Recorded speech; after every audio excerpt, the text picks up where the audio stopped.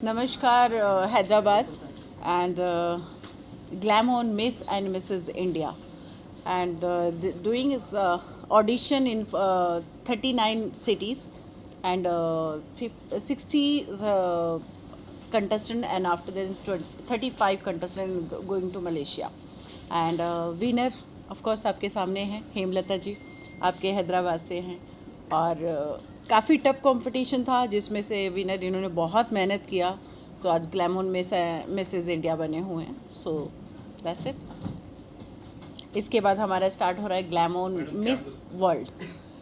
Miss world हो रहा है जो हमारा स्टार्ट हो रहा है 149 कंट्रीज़ में. जो विनर बने हैं जो विनर बने हैं वो हमारे मिस वर्ल्ड के लिए जाएंगे, मिसेस वर्ल्ड के लिए.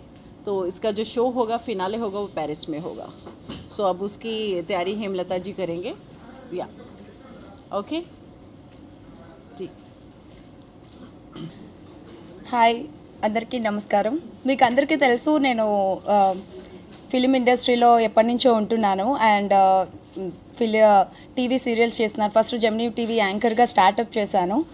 నా పేరు అందరికీ మీకు తెలుసు అనుకుంటాను కదా, హేమలతా రెడ్డి. సో ఫిలిం ఇండస్ట్రీలో జెమినీ టీవీ యాంకర్గా చేస్తూ తర్వాత సీరియల్స్ అవన్నీ యాక్ట్ చేస్తూ ఒక ఫిలిం తీయాలని చెప్పి ఒక ప్రొడ్యూసర్గా యాక్ట్ చేసి ఒక ఫిలిం తీశాను నిన్నే చూస్తూ మూవీ.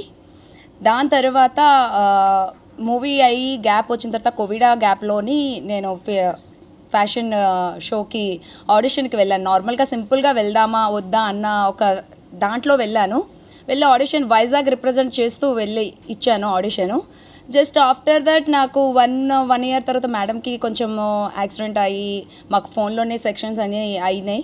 సో జరగడం జరిగింది అవన్నీ. తర్వాత మలేషియా ట్రిప్ అని చెప్పారు. సో ఇదంతా జరుగుతుందా లేదా అని ఒక దాంట్లో